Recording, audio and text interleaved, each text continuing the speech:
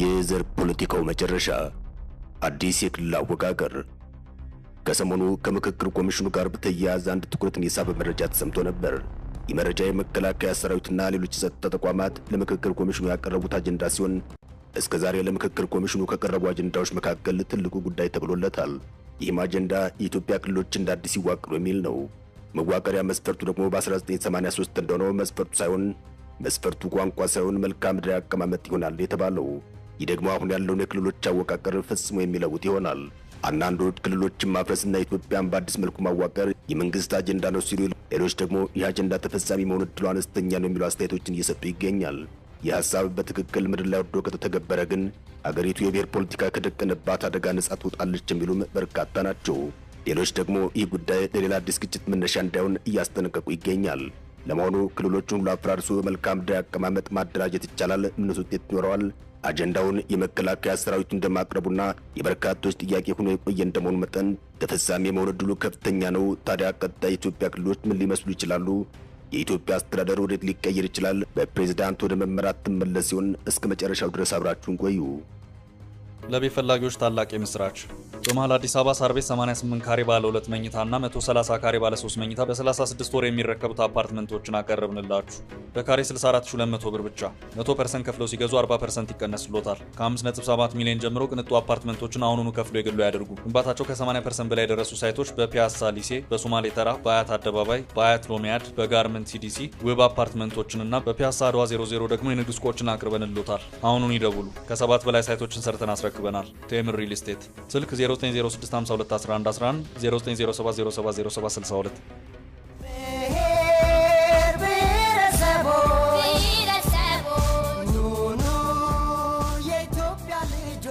በርካታ ምሁራን አሁን ሀገራችን ለምትገኝበት ውጥንቅጥ የዳረጋት የመጀመሪያው ነገር የብሔር ፌዴራሊዝም እንደሆነ ይናገራሉ።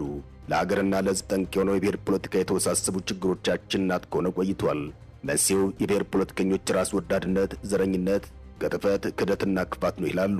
ዶክተር ሁሴን በአንድ ወቅት 4 በሪፖርተር ላይ በወጡ ጽሑፋቸው በብሔር ስልጣን የያዙ አሊያም ለመያዝ የሚታገሉት ታገልነት ያሉት ህዝባቸውን ዙሮ አያዩትም፣ መጀመሪያውም የታገሉት ለራሳቸው ነው ሲሉ ይደመጣሉ። የኢትዮጵያ ህዝብ ከስርዓት ወደ ስርዓት ለሚንከባለል ያልተፈታ ህዝባዊ ችግር ሰለባነት የተጋለጠው እውነተኛ የፖለቲካ ስልጣን ባለቤት ህዝቡ የሆነበት መንግስት በየዙሩ መፈጠር ባለመቻሉ እንደሆነ ይናገራሉ። በአሁኑ ወቅት የፖለቲካ ምህዳሩን የተቆጣጠረው ለዘመናዊ ፖለቲካ ባህል ግንባታ እንቅፋት የሆነው መጤ ብሔር ፖለቲካ በአገርና በህዝብ ላይ ከመጤ አረም የከፋ የጉዳት መጠኑ በታሪክ ያልተመዘገበ ከፍተኛ ጉዳት አድርሷል። የረጅም ዘመን የአገረ መንግስት ታሪክ ያላት ጥንታዊቱ ሀገር ኢትዮጵያ የፖለቲካ ባህል እድገት ጉዟ ለሌሎች ሀገራት ልምድ የሚሰጥ የእድገት ጉዞ መሆን ሲገባው በዘር ፌዴራሊዝም ምክንያት በተለያዩ ጊዜዎች ችግር ውስጥ ገብታለች። አሁን ካሉት አብዛኞቹ ችግሮቻችን መካከል ብዙዎቹ ምንጫቸው ዘር ወለድ ፖለቲካ ነው። ትግራይ ውስጥ ያለው ውጥረት፣ አማራ ክልልና ኦሮሚያ ክልል ያሉት ውጊያዎች ላለፉት ዓመታት ትልቅ ጥያቄ የፈጠሩት ተደጋጋሚ ማንነት ተኮር ጥቃቶችና ግጭቶች መነሻቸው የጥላቻና የዘር ፖለቲካ ለመሆኑ ምስክርነት መጣት አያስፈልግም። አብዛኛው ኢትዮጵያ ይህን ይረዳል። ታዲያ አሁን ላይ በምክክር ኮሚሽኑ በኩል ይህን አገሪቱን አለመረጋጋት ዳርጓል የተባለውን የቋንቋ ፌዴራሊዝም ወደ መልክዓ ምድራዊ አደረጃጀት መመለስ ጥያቄ መቅረቡ ተነግሯል። ጥያቄውን ያቀረቡት በዋነኝነት መከላከያ ሰራዊትና የሀገሪቱ የጸጥታ ተቋማት ናቸው የተባለው። አንዳንዶች ይህ ፍላጎት የመከላከያ ሰራዊቱ ከመሆን ባለፈ አሁን ያለው መንግስት ፍላጎቱን የሚሉ አስተያየቶችን ሲሰጡ ይታያል። ይህም ከብዙ አቅጣጫ ትንታኔዎች እየተሰጡበት ይገኛል። መንግስት ይህን የፈለገው ወደ ፕሬዝዳንታዊ አስተዳደር ለመቀየር ፍላጎት ያለው በመሆኑ ሲሉ ይደመጣሉ። ከዚህ ባሻገር ማዕከላዊነትን ለማጠናከር፣ የብሔር ግጭቶችን ለመቀነስና ተገዳዳሪ የክልል አስተዳደሮችን ለማዳከም ነው ሲሉ ይደመጣሉ። ሀገሪቱ ውስጥ አሁን ላይ ህዝቡ ውስጥ ዘረኝነቱና ብሔርተኝነቱ ጥርጣሬ ፈጥሯል ተብሎ ስለሚታመን መንግስት በቀጣዩ ምርጫ ድጋፍ ለማግኘት ስለሚረዳው ነው የሚሉም አሉ። በእርግጥ አንዳንዶች ጉዳዩን ባሉታዊ መንገድ ያዩትም አሉ። በተለይ የተወሰኑ ክልሎች እንዲፈርሱ ተደርገው የተወሰኑ ደግሞ ባሉበት እንዲቀጥሉ ሊደረግ ይችላል የሚል ስጋት አለ። ይህ ግን ይሆናል ተብሎ አይታሰብም። በመልክዓ ምድር ከተደራጀ አሁን ያሉት ሁሉም ክልሎች ፈራሽ ናቸው። እንዲያውም አማራና ኦሮሚያ ክልል ውስጥ የነበሩ፣ አማራና ትግራይ ውስጥ የነበሩ፣ ኦሮሚያና ሶማሌ ክልል ውስጥ የነበሩ ህዝቦች ሊዋሃዱ ይችላሉ። አንደኛው ፈርሶ ሌላኛው ይቀጥላል ማለት ግን አሁን ካለ የበለጠ ችግር ስለሚፈጠር ችግሩን ያወሳስበዋል እንጂ አይፈታውም። የቀረበው ጥያቄም እንዲህ ነው ተብሎ አይታሰብም። ምናልባት የአጀንዳ ተፈጻሚ ከሆነ ቀጣይ ኢትዮጵያ የደርግ ዘመን አወቃቀር አይነት ሊኖራት እንደሚችል በርካቶች እየተናገሩ ናቸው። የደርግ ዘመኑ የክፍለ ሀገር አወቃቀር ዘርን መሰረት ያላደረገ ይልቁንስ መልክዓ ምድር መሰረት ያደረገ አወቃቀር እንደነበር ይታወቃል። አሁን ያለው የክልሎች አወቃቀር የተዘጋጀው በብሔርተኛ ድርጅቶች በመሆኑ ኢትዮጵያን ዋጋ አስከፍሏል ተብሎ ይታመናል።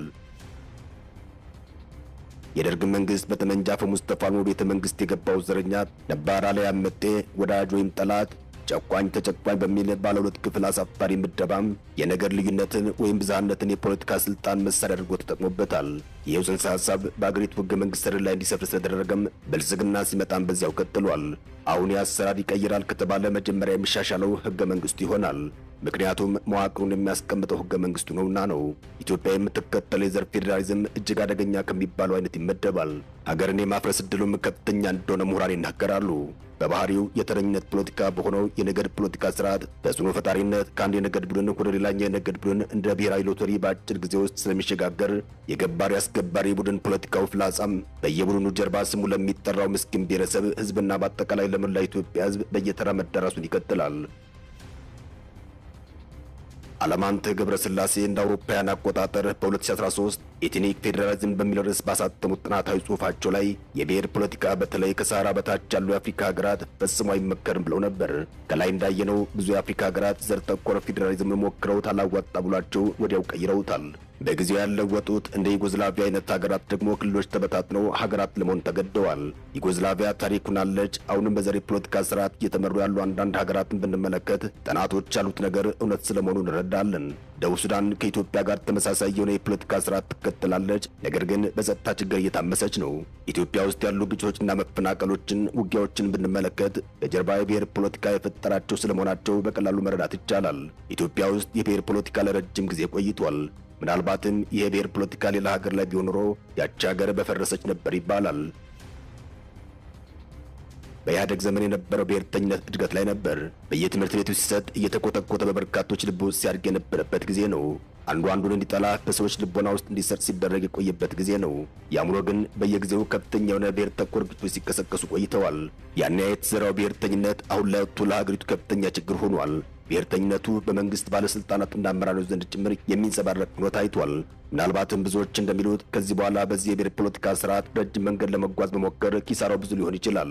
ለዚህም ይመስላል አሁን በሀገራዊ ምክክሩ ላይ የክልሎችን አወቃቀር ለመቀየር የታሰበው። አሁን ያለ የክልሎች አወቃቀር ቋንቋ ላይ ሳይሆን አቀማመጥ መሰረት ያደረገ እንዲሆን የመከላከያ ሰራዊትን ጨምሮ ሌሎች ጸጥታ አካላት አጀንዳ አድርገው አቅርበውታል።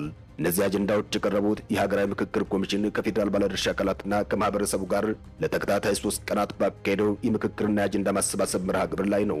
ምናልባት ይህ ተግባራዊ የሚሆን ከሆነ ሀገሪቱ ከብሔር ተኮር ግጭቶች ነጻ ልትወጣ ትችላለች ነው የተባለው። አሁን ላይ ኢትዮጵያ ውስጥ ክልላዊ አስተሳሰብ እየገነነ መጥቷል።